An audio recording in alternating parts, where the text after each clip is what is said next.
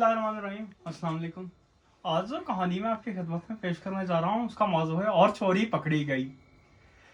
चाचा तालिब ने पूछा, बच्चों आजकल इम्तहान हो रहे हैं, तुम्हारे इम्तहान कैसे जा रहे हैं? रियाज ने कहा, बस हो रहे हैं। सीमा ने कहा, बस चाचा हो ही रहे हैं, 2 सवाल छूट गए। रियाज बोला, चाचा इससे पूछें कि 2 सवाल कैसे छूट गए? सीमा बोली, बस जेब से कारतूस निकालना भूल गई थी। चाचा ने हैरान होकर पूछा, तुम क्या इम्तहान हॉल में राइफलें और कारतूस लेकर जाते हो? अरे नहीं नहीं चाचा, सीमा ने कहा, कारतूस का मतलब है जेब में कुछ पुर्जे डाले होते हैं, यानी पेपरों पर कुछ लिखकर और जेब में डाला जाता है और वो नकलों के तौर पर इस्तेमाल किया जाता है। यानी जब इम्तहान के कमरे में पहुंच जाएं, अगर उन पेपरों पर जो लिखा हो उससे मिलता जुलता कोई सवाल आ जाए तो हम उन पेपरों को निकाल कर उनको इस्तेमाल करते हैं और हम इसको कारतूस बोलते हैं। ये तो बहुत गलत बात है, चाचा तालिब ने कहा। ऐसे पास होने से बेहतर है कि इंसान फेल हो जाए। रियाज ने पूछा, चाचा आपके दौर में क्या नकल नहीं होती थी? चाचा तालिब ने बताया, एक तो हमारे दौर में सख्ती बहुत होती थी, दूसरा ये कि अच्छे बच्चे ये काम नहीं करते थे। हमने 8वीं जमात में नकल करने का इंजाम देख लिया था। जब बदरल की टोपी से तारीख का खुलासा चोरी हो गया और हमारे क्लास टीचर बेग साहब ने बदरल के कान पकड़कर उसको पूरे हॉल के 2 चक्कर लगवाए।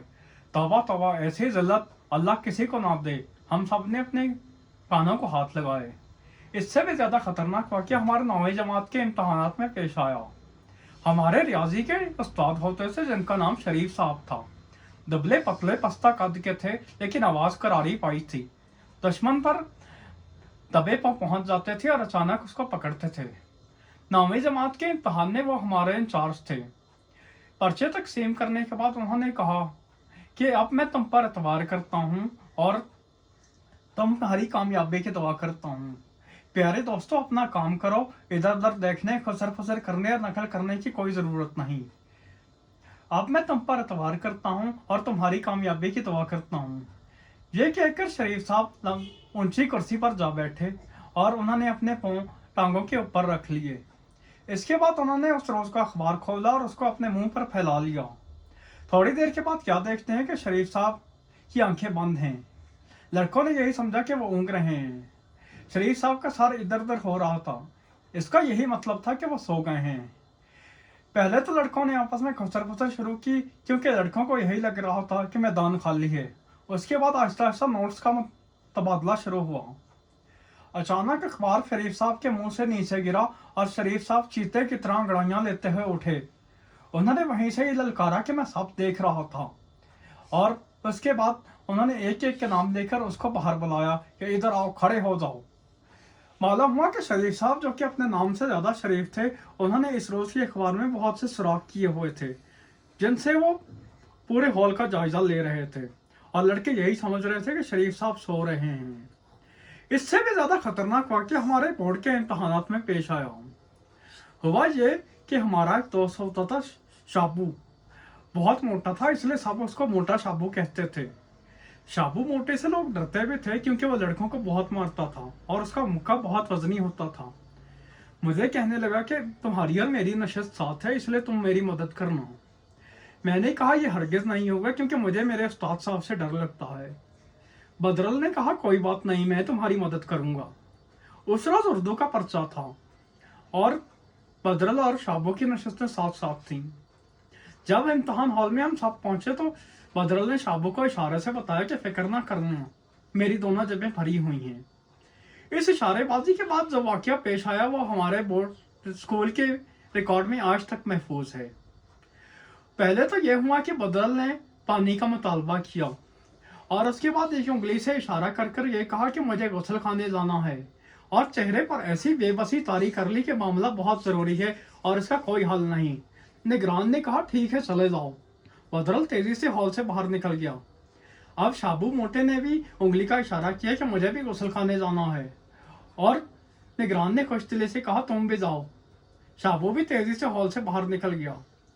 बहुत देर हो गई, वो दोनों वापस नहीं आए। आखिर इम्तहान का वक्त खत्म हुआ और घंटी बजी। हम बाहर आए तो हमने क्या देखा कि हेडमास्टर साहब के ऑफिस के सामने 2 मुर्गे बने हुए हैं। एक शाबू था और दूसरा बदरल। तो उन्होंने बड़ी मुश्किल से माफ़ी मांगकर अपनी जान छुड़ाई। मैंने उनसे पूछा कि बताओ तो सही ये वाक़या कैसे पेश आया। बदल ने कहा, मैं तुम्हें बताता हूँ कि हुआ क्या। सारा का सारा मंसूबा पहले से तय था। मैं इम्तिहान हॉल से बाहर निकलकर गुसलखाने पहुंच गया और दूसरे गुसलखाने से खांसने का इंतजार करने लगा, क्योंकि हम दोनों ने यह मंसूबा बनाया हुआ था कि जब दूसरे गुसलखाने से शाबू खांसेगा तो मैं तब उसको नकल करवाऊंगा। शाबू ने कहा, अब तुम मेरी भी सुनो। मैं जब इम्तिहान हॉल से बाहर निकला तो हेडमास्टर साहब ने मुझे देख लिया और कहने लगे, पहले दूसरे लड़के को वापस आने दो। इसके बाद वो हजरत खुद गुसलखाने चले गए और मैं उनका मुंह तकता रह गया और बाहर ही खड़ा रहा। अब बदरल ने दोबारा कहानी का सिरा जोड़ते हुए कहा, मैंने जब ही दूसरे गुसलखाने से खांसी की आवाज सुनी तो फौरी तौर पर मिर्जा रफी सौदा की सवाने उमरी फरफर पढ़कर सुनानी शुरू कर दी। अभी मैं सवाने उमरी के आधे हिस्से में ही था कि दरवाजे पर दस्तक हुई और एक गरजदार आवाज सुनाई दी। शामत आई है क्या? मेरी तो जान ही निकल गई। डरते डरते दरवाजा खोला तो हेडमास्टर साहब लाल लाल आंखों से मौत के फरिश्ते की तरह मुझे देख रहे थे। उन्होंने मुझे कान से पकड़कर पलटा और फौरन चपरासी को आवाज दी, पकड़ना इस लड़के का क्या नाम है? शहाबुद्दीन, जाने ना पाए। साहबू ने कहा, अब मैं भागने के लिए इधर उधर देख ही रहा था कि चपरासी ने आकर मेरी गर्दन दबोच ली। इसके बाद मास्टर साहब ने दोनों शरीफ लड़कों के सर टकरा दिए और दोनों को मुर्गा बनाकर खूब डंडे लगाए। इस तरह ये तमाम की तमाम चोरियां पकड़ी गईं। अगर आपको हमारे चैनल पर दिखाई जाने वाली वीडियोस पसंद आती हैं तो आपसे गुजारिश है कि हमारे चैनल को सब्सक्राइब करें। शुक्रिया।